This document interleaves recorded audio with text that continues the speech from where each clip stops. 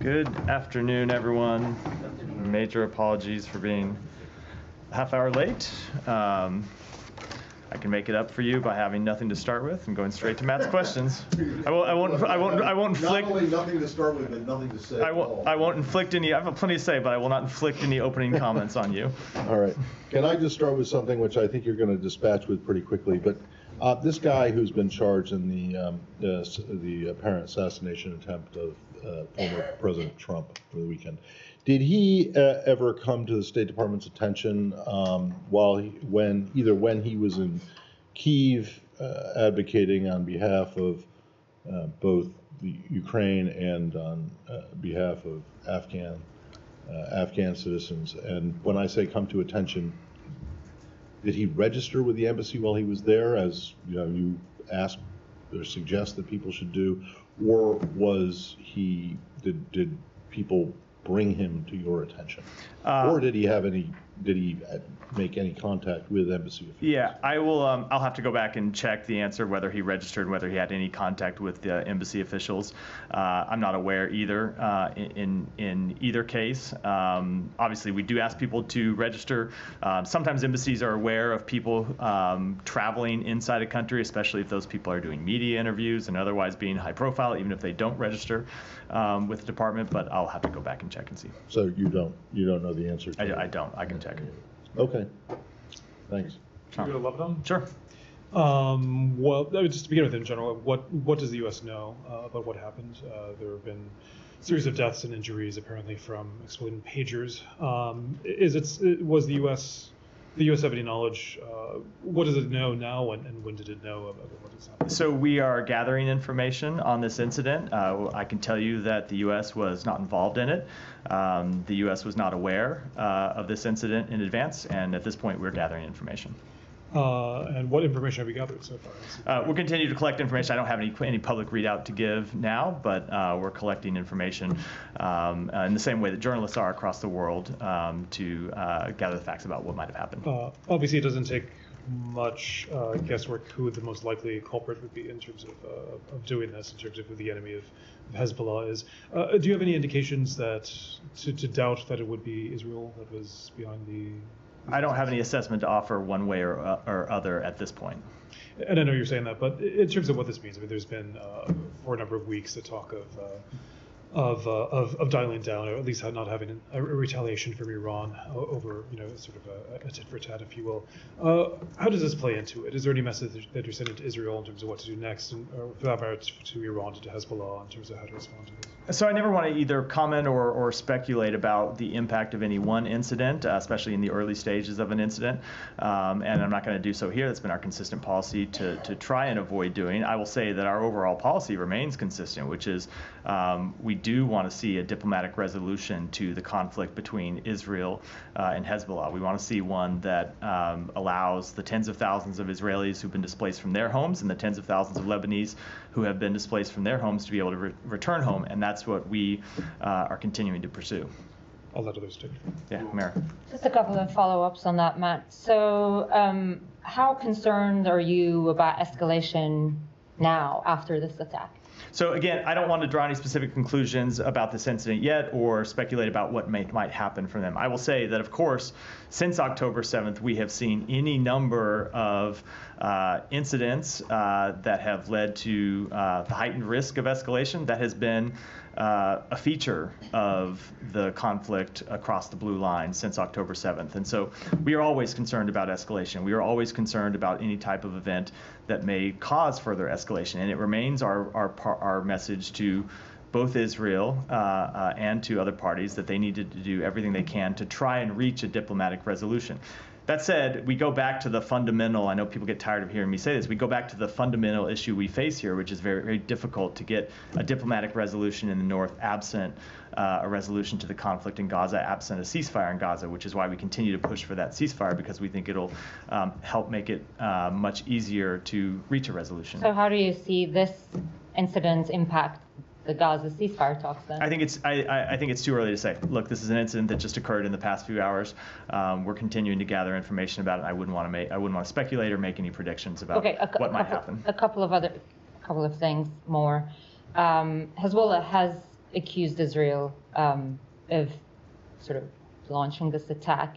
You said you were gathering information. Is there anything in that information that would lead you to sort of reject that accusation? I just don't want to offer any type of assessment on this incident one way or the other at this point. Are you trying to make an assessment, though? Like, in your gathering of information, are you going to be able to offer an assessment tomorrow or the next day? Or is the United States going to be completely like, this has nothing to do with me, I'm not going to offer? We are continuing to gather information, and when we have something to say about it, we will certainly say it, but not before then. Okay, one final thing. Regardless of this incident, although it's a little bit hard to sort of leave that aside right now, but over the past couple of days, we have heard Prime Minister Netanyahu especially talk about how unsustainable it is in north, in the border. And last night, the cabinet basically said military action would be needed to allow thousands of residents to go back to their homes. They've effectively expanded the objectives of the war. So does the United States see military action from Israel more likely in light of that? So we agree that it is unsustainable for tens of thousands of Israeli families to be displaced from their homes, just as it is unsustainable for tens of thousands of Lebanese families to be displaced from their homes. All of them need to be able to return home. So then you go to the question of what's the best way to achieve them being able to return to their homes. And it is our judgment that a diplomatic solution is the best way to get them back to their homes. Because if you look at what a military conflict would entail, it's hard to see how that gets those families on either side of their border back to their homes quickly. So that's why we continue to push we continue to push for a diplomatic resolution of this conflict. Follow up on that. Yeah, go ahead. Can I follow up that? You say you're gathering information. How are you gathering that information? Do you expect to have an independent U.S. assessment to follow on Humera's question? So I don't want to prejudge what we'll say in the days to come. I can tell you what we're doing right now is gathering information through all of the ways in which we usually gather information. And have you been in touch with any Lebanese or Israeli officials? I can't read out every contact that we've had in the last couple of hours. It's only been a couple of hours since this incident happened, but of course we're gathering information through diplomatic channels as well as other channels about this incident. There are reports that the Iranian ambassador to Lebanon was also injured in this attack incident. Are you concerned about Iran taking advantage of this to also So we've seen those reports. Have you seen any indications that they plan to? Apologies for interrupting in the middle of the question. I've seen the reports. I don't want to speak to what the implications might be before a report is confirmed, but certainly, as is always the case, we would urge Iran not to take advantage of any incident, any instability, to try to add further instability and to further increase tensions in the region. That has been our message to Iran since October 7th. Go ahead. Just a quick follow-up, and you offered a line on it, but just to make sure it's airtight. So the U.S. was in no way involved in terms of supporting this operation, offering intelligence. In no way was the U.S. Correct. involved. Okay, and no part of the U.S. government, I understand you speak only for this department, but such disclaimers have been offered from state before. You were not given a heads up. We were not aware of this incident, no. Okay, on ceasefire talks, is the expectation still that a renewed bridging proposal is expected to arrive this week? So I have not put a timetable on that. I think I was asked about this a number of times yesterday, and I said I'm not going to put a timetable on when we might put forward a further proposal. We are engaged with, we continue to be engaged with the other two mediators in the conflict, Egypt and Qatar. The secretary is on his way to Egypt right now. We'll be meeting with Egyptian officials about a number of things, but squarely on the agenda is how we get a proposal that we think would secure agreement from both parties. I don't want to put a timetable on when we would put that proposal forward, because ultimately we want a proposal that's going to get to yes, and it's very important that we, as you've heard the secretary say, stop the haggling back and forth. And so when we present a proposal, we want to know it's going to get to yes, and that's the work that we're doing with our Egyptian and Qatari partners this week.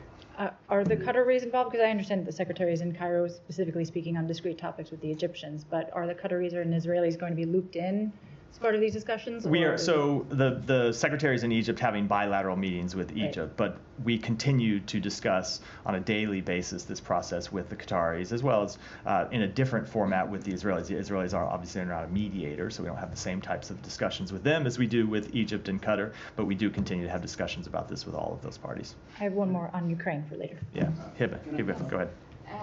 I'll come to you, Sai. I know that you don't want to comment on what's happening, but till now the figures, we don't know the accurate figures of what happened in Lebanon. Some are talking about 3,000, 4,000. We have civilians, and there also the Iranian ambassador, also sons of members of parliament from Hezbollah blocs. The question, do you think that this is a legitimate target for any party to do that, whether it's Israel or someone else? Because there are Hezbollah targets in this, if it's attack or incident or whatever you want to call it. So let me not comment with respect to this specific incident in answering the question, only because there are a lot of reports out that in many cases are not yet confirmed. And as you well know, sometimes in the early hours, the reporting you see in the early hours tends to be somewhat off the mark. It gets supplemented with additional facts as time goes on. So I will just say what we believe are legitimate targets and what are not legitimate targets. Obviously, we believe that civilians are not legitimate targets for any type of operation, and that no country should be targeting civilians. No country, no organization should be targeting civilians. Members of a terrorist organization are legitimate targets for countries to launch operations against. And those are the principles that we hold ourselves to, and those are the principles we expect other countries to uphold in their operations. Okay, Matt, and you were also saying that it's hard to achieve a diplomatic solution on the northern front between Hezbollah and Israel unless we have a ceasefire in Gaza. This would be more helpful. Also, Hezbollah is saying the same, but the Israeli wants to change the situation, the current situation. They don't want to go to October 6th. They want to change the current situation, not the same way it was before October 7th. Do you support that? So what do you mean, in what way do you mean they want to change in the what situation? way? They don't want Hezbollah fighters on the borders. They want a buffer zone. Are you able to achieve that? So we do want to see Hezbollah fighters withdraw from the border and agree to the parameters of the UN Security Council resolution that was passed some time ago, which they have been in violation of. So we do want to see that. That is absolutely true and has been our policy for some time. And I would just note that with respect to one of the reasons it's so hard to get a diplomatic resolution without calm in Gaza is that's what we've heard the head of Hezbollah say many times, right? He has made clear that as long as the conflict in Gaza continues, they're going to continue to launch missiles and rockets and drones across the border at Israeli villages, Israeli towns, and so that is the impediment that we face, and we very clearly take him at face value given the actions that Hezbollah has shown to be true over the past 11 months. It doesn't change what we have to do and what we're trying to do, and we'll continue to stay focused on. One more question on this, but the Israeli argument is that we cannot, if we keep the situation as it was on October 6th, we cannot prevent another October 7 from the northern borders. Do you believe this is an accurate assessment by them? So certainly we want to see a long-term resolution to the security situation that Israel faces in the north of Israel, and we want to see a long-term solution to the insecurity that civilians in southern Lebanon have faced. And so you look at this in stages, right? The first thing that we want to get is a ceasefire in Gaza. You heard me talking about that for the last few minutes because we think that would allow us to unlock a diplomatic resolution across the blue line. We would like to see, as part of that diplomatic resolution, a cessation of hostilities. And then ultimately, we would like to see some kind of long-term diplomatic resolution like those that have been reached in the past and at times have broken down. I'm not going to get into the details because those are the things that we would have to negotiate, but it all starts with a ceasefire in Gaza, and that's what we're working on. But to answer your question fundamentally, we don't want to see a situation where Israeli families in northern Israel are living in constant fear of their lives from terrorist attacks. We do want to see that situation change. The question is how you get there, whether you get there through a diplomatic resolution or whether you get there through military action, and it continues to be our firm belief that the best way to do it is through a diplomatic resolution. Matt, a follow-up on this too. I promise I'd come next, then you, Michelle. Go ahead. Again, as Heba said, you don't want to talk about it because you don't have any assessment yet, U.S. assessment, but things on the ground are moving. Hezbollah already is accusing Israel of considering this incident as an attack. The Israelis are putting their relative forces in high alert. There are some reports that Israel will declare soon that the Northern Front is the main front in this war. Do you still believe that your influence is capable of holding this conflict from not exploding into a regional war? Because it seems that it's slipping from your hands. It is not, I understand why you posed the question to me. It's not just a question for the United States. It is a question for every party in the region. Of course, it's a first order question to Israel. It's a question to Hezbollah, but it is a question to all of the other countries in the region about what type of region that they want to live in. So the United States is going to continue to push for a diplomatic resolution. We're going to continue to talk to our partners in the region about the need to avoid any type of steps that would avoid escalation of the conflict. But ultimately, as is always the case, this is a question for parties in the region and what kind of world and what kind they want to live in and what kind of future that they want to have. We continue to believe that the solution to the situation in Gaza, the situation across the blue line, the broader instability that the region faces is to tone down the rhetoric, tone down the tensions, tone down the hostilities, get a ceasefire in Gaza, move to a diplomatic resolution in the north, and set the conditions for broader regional stability. But that requires actions not just by the United States, but by parties in the region who have some agency of their own. But I mean, you say it's not a question for the United States. No, it's not just one for us. I know why we get these questions, but the countries and entities in the region have agency too for the decisions that they make. And so we will continue to impress upon them what we believe is in their interest and what we believe is in the interest of the region. But these are decisions that countries in the region have to make and entities in the region have to make for themselves. But don't you see that you are putting your both hands on this conflict and not allowing somebody else to take any actions to pressure Israel? You're not allowing the UN Security Council to put any pressure, any other countries or international agency in the world who will criticize Israel with an action. You will go against it. So you are actually holding this conflict with two hands and not allowing others to act. So first of all, I think the evidence of the past 11 months would very much contradict the idea that we can prevent any country in the world from criticizing Israel, because there has been inordinate criticism of Israel. There have been resolutions passed at the UN. Countries are free to take the steps that they want, and you have seen a number of them across the world do that.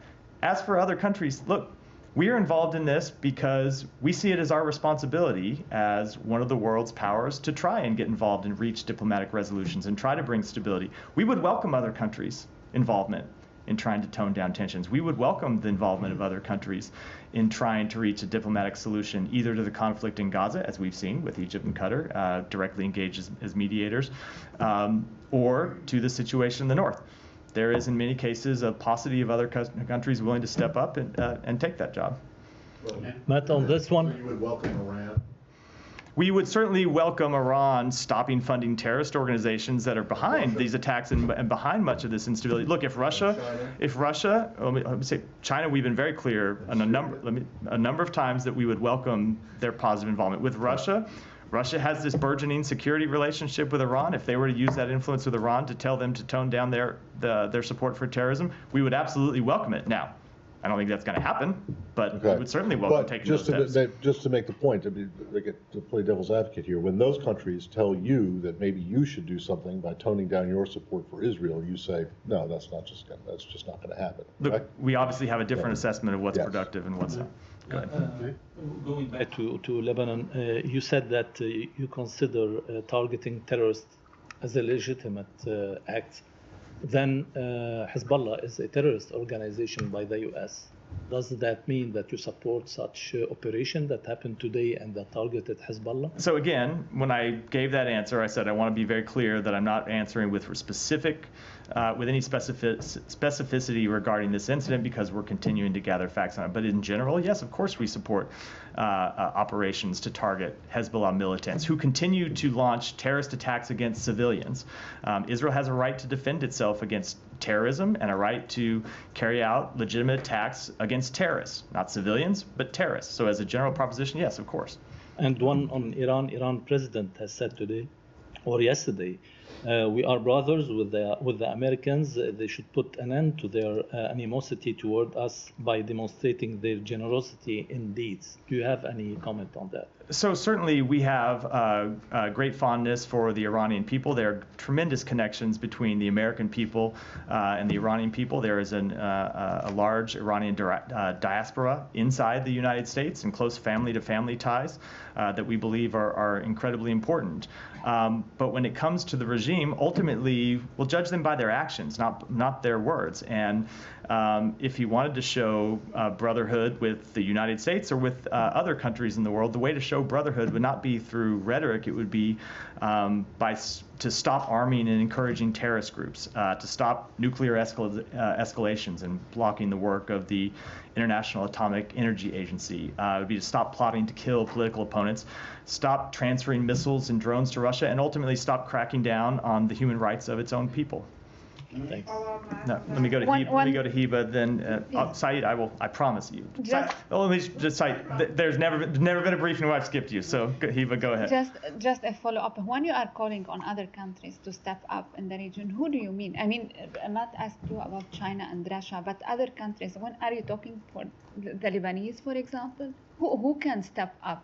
So my answer to that would be we would welcome any country that would play a positive role in trying to calm tensions in the region. So every country has different roles that they can play. Obviously, I'll just give you some examples. Egypt and Qatar are playing a direct role in trying to mediate the conflict in Gaza and reach a ceasefire. Other countries at times have been incredibly useful in delivering messages to Iran that it should refrain from any escalation. And we would encourage any countries in the region or outside the region for that matter to play productive roles in trying to de-escalate tensions. Thank you. So, Geeta, go ahead. In response to Michelle, you just said what Iran can do to help the situation. The Iranian president also said that he was willing to go back, adhere to the JCPOA. Now, are these items actions that you just mentioned, could those be maybe something that you would expect Iran to do before U.S. would be willing to engage?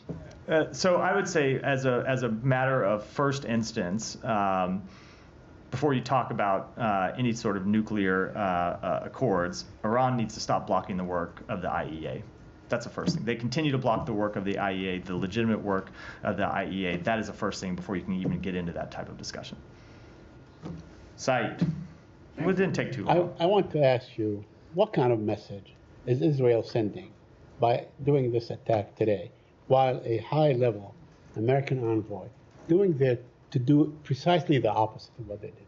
What kind of message are they sending? Are they just saying, I want to understand further.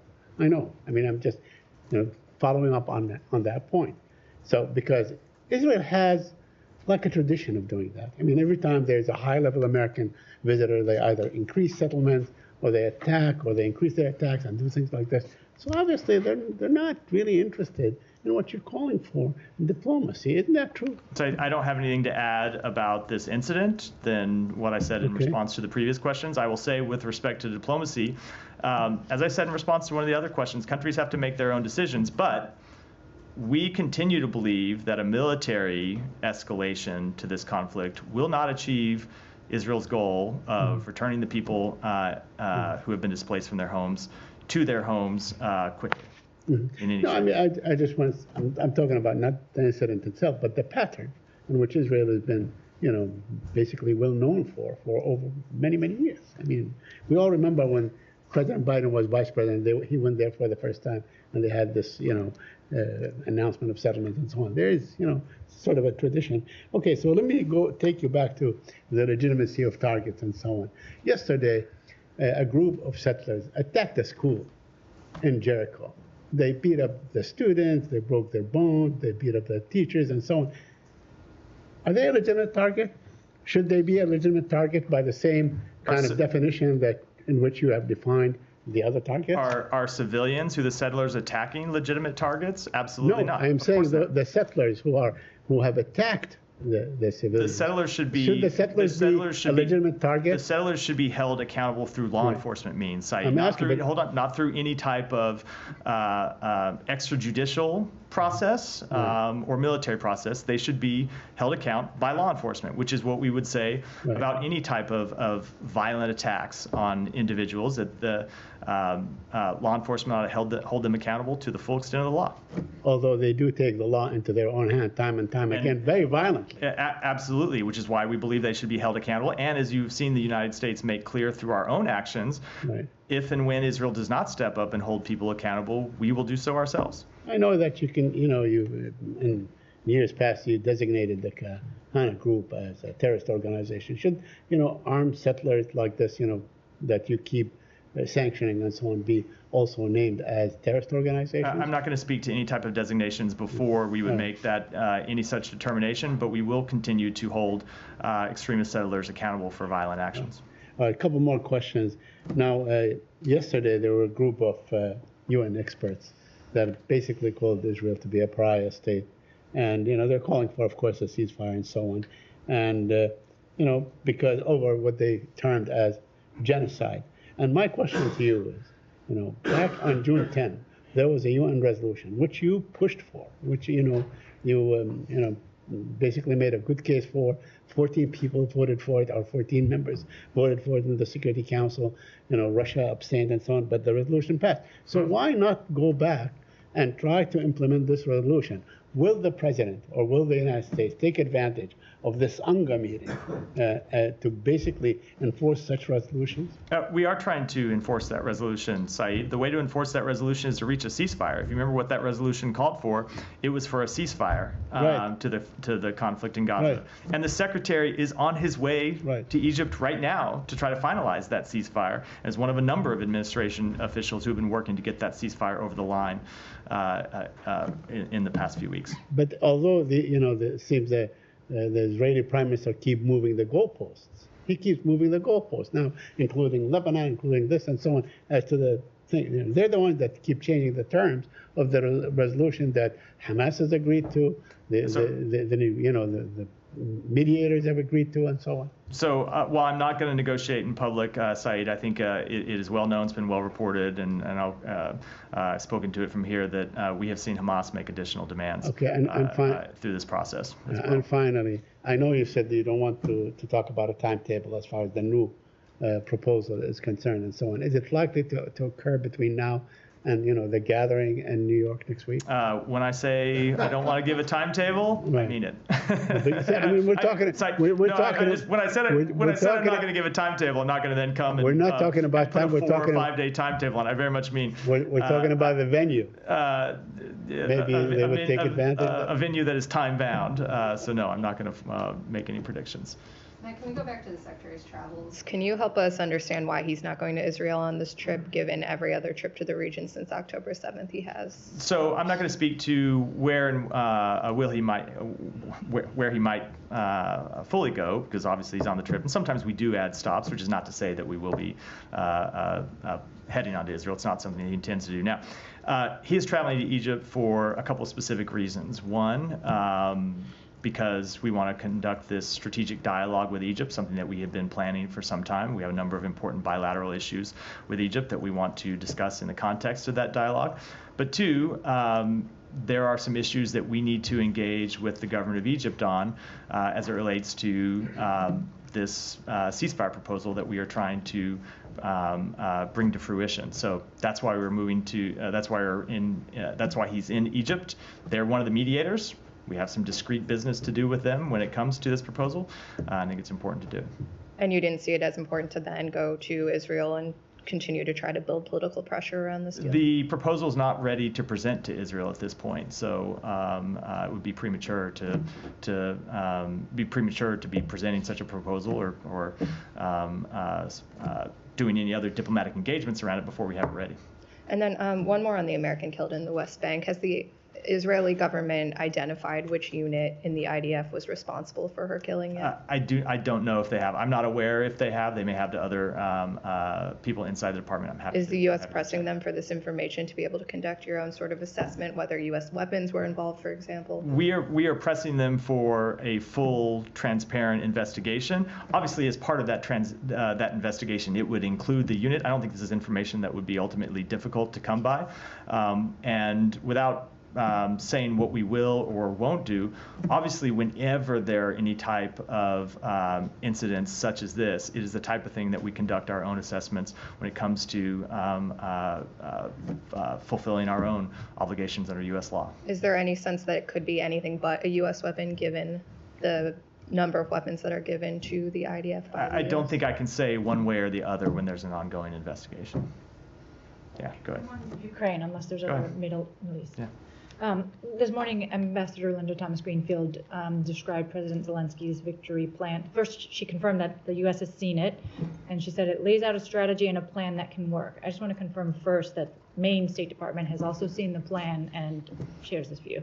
We were briefed on elements of the plan when we were in Kyiv last week, and yes, we share the Ambassador Thomas Greenfield's assessment. As President Zelensky has said, he looks forward to presenting that plan in detail to the president in the coming days and weeks, and I think we'll await that meeting before offering any kind of further conclusions about it. Is there a timeline associated with the implementation of the plan? I think I ought to let President Zelensky, whose plan ultimately this is, speak to the details of it. Okay, and on the question of Ukraine's use of long-range American-provided missiles in Russia, Secretary and Foreign Secretary Lamy said that discussions would continue during the UN General Assembly next week. First, want to confirm you have no policy announcements to make today regarding that. So if indeed this decision hasn't been made and hasn't been made tacitly, is it the U.S. view that the Ukrainians don't need this capability urgently enough that it merits additional weeks of discussion? I don't think you should draw any conclusions about us conducting the type of deliberate process that we have always conducted when it comes to providing Ukraine the tactical assistance they need, providing them the capabilities that they need to win this war. The Secretary spoke to this, and well, you were on the trip, you don't want to hear me repeat what he said about how we have to be deliberate and careful, and ultimately make sure that with everything that we provide them, there's a strategic rationale for doing so, and so we continue to engage in that process with them. Absolutely, but you and the Secretary have described this as a critical point for the Ukrainians, a pivotal point on the battlefield as well. So there's no concern about the length of this deliberative process regarding this one policy. No. As you've heard the Secretary of Defense say, there is no one capability that ultimately by itself is the magic wand that is decisive in this conflict. There are a number of different capabilities that taken together can help Ukraine win this war, and that's what we continue to provide them, and we will continue to assess whether there are additional capabilities, additional tactics, additional techniques that we ought to provide to them, and when we assess that it is in their interest, in the interest of the United States to do so, we'll do so.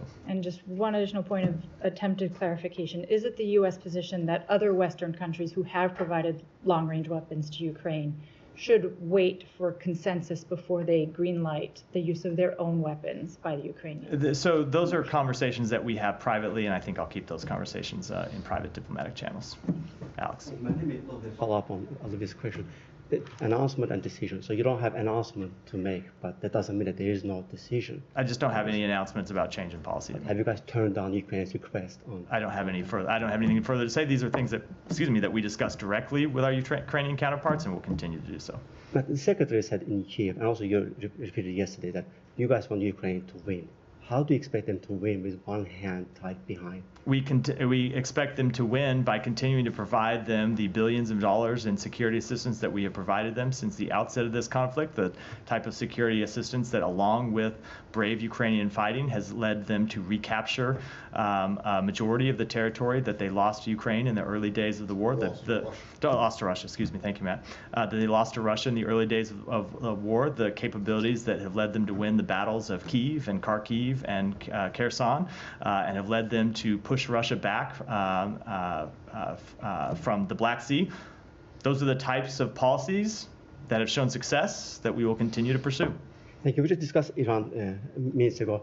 Russia's Shoigu happened to be in Iran today. Do you have any evidence that the missiles that they have provided have been used on the battlefield?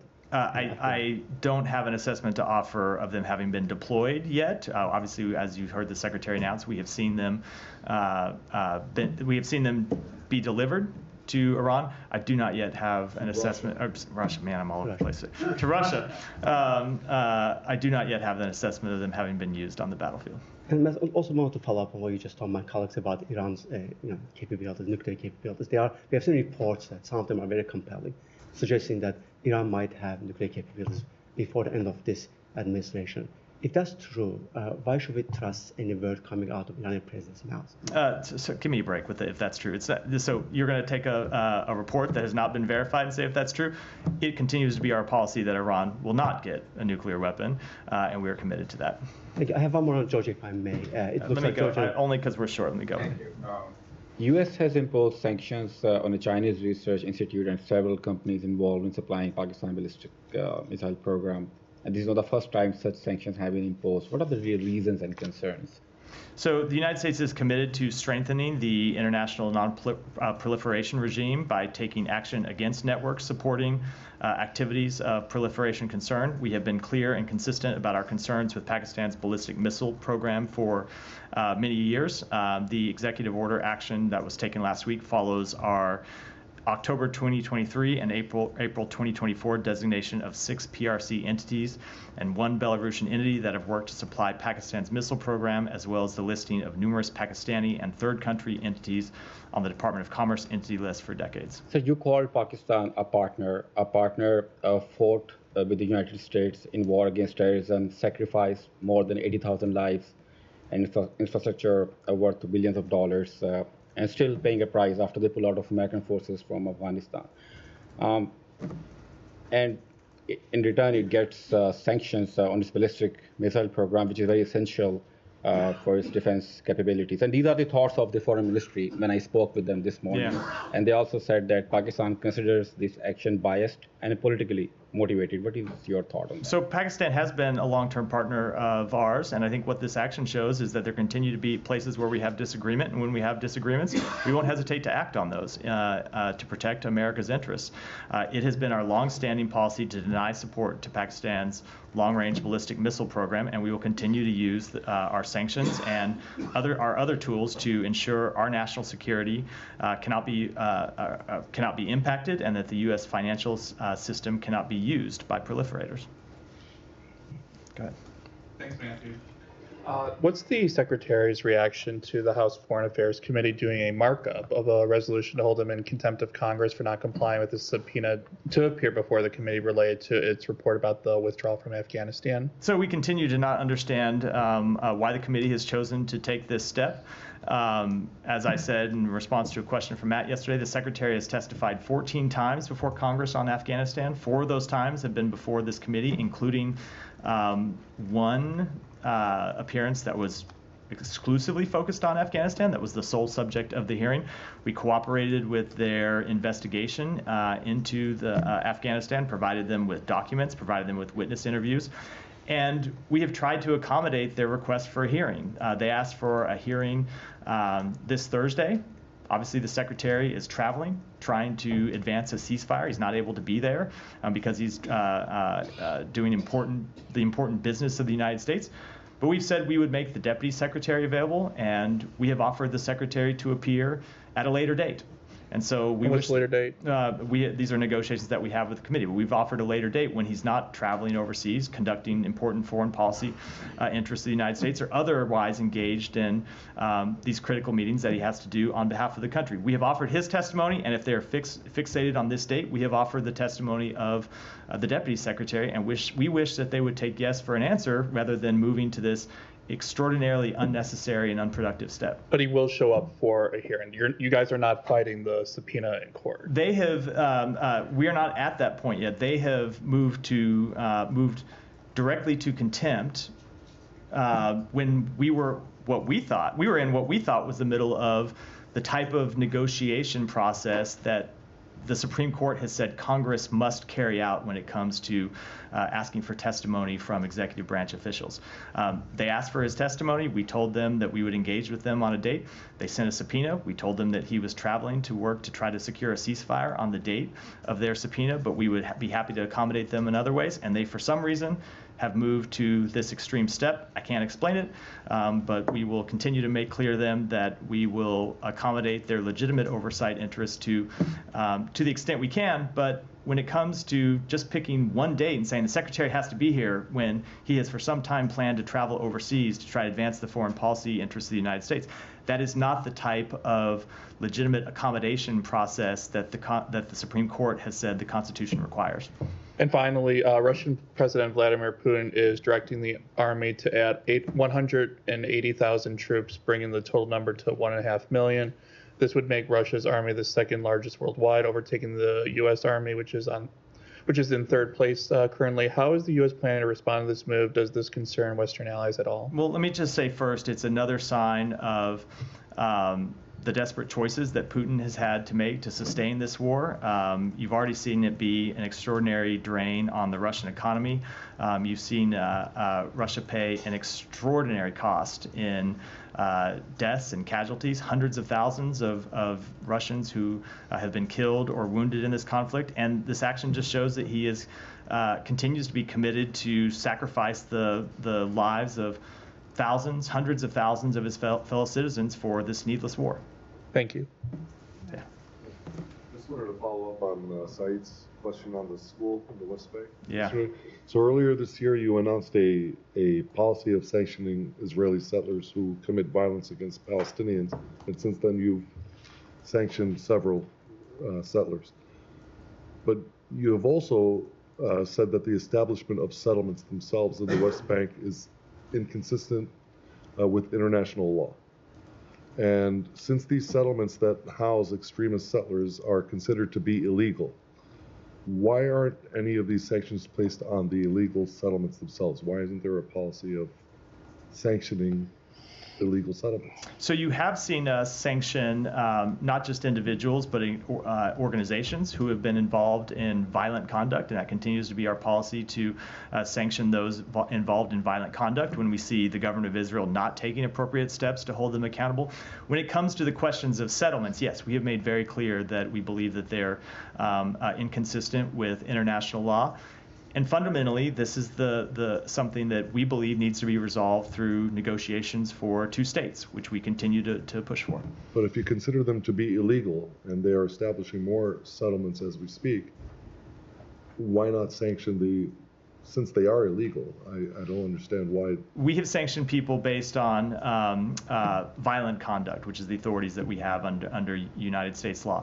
Ultimately, we have a policy question about what the ultimate way is to achieve a resolution to the very difficult situation in the West Bank. And we believe the way to resolve this question ultimately is through the establishment of an independent Palestinian state, something that I know is extraordinarily difficult. It's why people have been working on it for decades, but that we will continue to pursue. Let's make sure that you're getting the premise of the questions, completely legitimate questions, are that you believe that the settlements are illegal. That is not U.S. policy. As I said, we believe they're inconsistent. Yes, exactly. But you haven't corrected him. He said illegal numerous times, and you have answered, such as we believe that you think that they are illegal, quote unquote illegal, and that is not the U.S. position. So our position is, and I'll just say as a note that I oftentimes don't go around taking those questions. I use my own words, and yes, we believe that they're inconsistent with international law.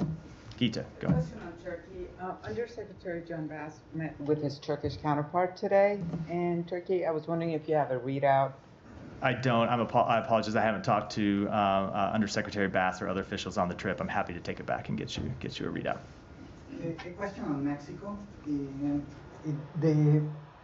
The Mexican government finally enacted this judicial reform that it had strong concerns from the U.S. ambassador there. Do you have any comment about this enactment? So obviously we have noted the enactment. We especially look at the enactment of this law in light of our joint efforts to promote our economic competitiveness and integration. And ultimately we will continue to have a dialogue with our Mexican colleagues on the statute and how it's implemented.